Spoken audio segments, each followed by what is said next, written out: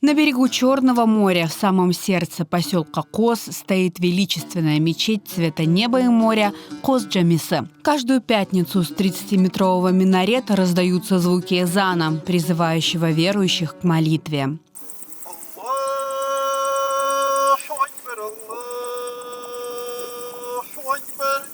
Но некогда величественное здание разрушается, двор выглядит заброшенным и неухоженным. Муспери Апте, супруга идейного вдохновителя и главной движущей силы строительства святыни, активного члена национального движения Рифата Муслимова, сетует. Когда-то этот двор утопал в зелени, цвели розы. Сейчас тут все высохло и заросло сорняками.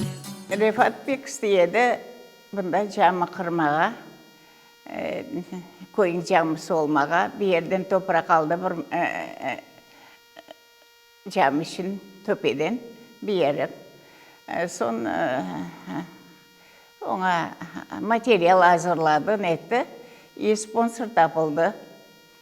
Sponsorun nesinden, yardımından bu camı kırıldı.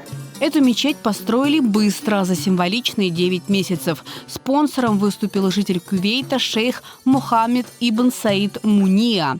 Он приезжал на открытие джами в 2003 году, когда здесь был совершен первый праздничный намаз. Cami açıldı. Pek çok halk geldi. Ortalıkta güzel cami öyleliğini.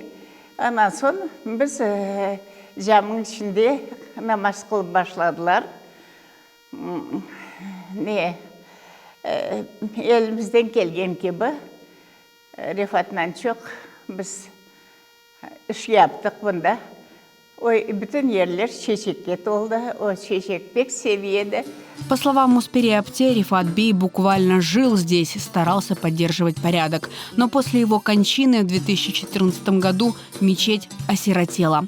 Муспери Ханым больно смотреть, как ожившая мечта ее мужа с каждым годом приходит в упадок. В куполе появились дыры, в стенах трещины. В главном молельном зале стоит теннисный стол.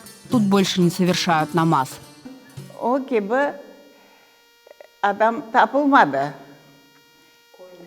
Yaşlar gelip kırı namaz kılıp geteler, onlar çalışa, bileliğine gelip baktı, buna bir tertipke getirgen adam yok. На территории мечети есть и музей. Здесь были представлены образцы вышивки, посуда и старинные фотографии местных крымских татар.